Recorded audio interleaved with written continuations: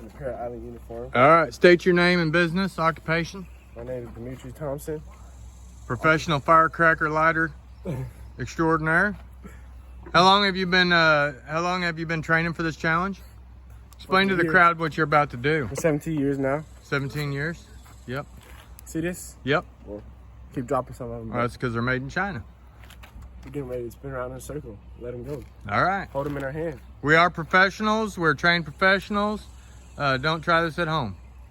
Not at home. Nope. Try it at his house. Remember how to do it.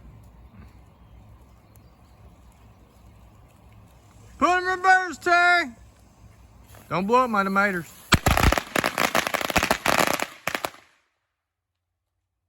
First of all, man, I think you got scared. Did he get scared? He got scared. Didn't he? He got scared. Yeah. I didn't get scared. I think you got scared.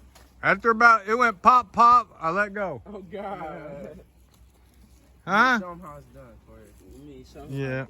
Here, let's see. Take two. You got this. All right. We only get 2 takes on this. This is main event right here. Grand National Champion. Get the swinging. Get the swinging. Get a nice motion going. Get that nice motion. Keep going.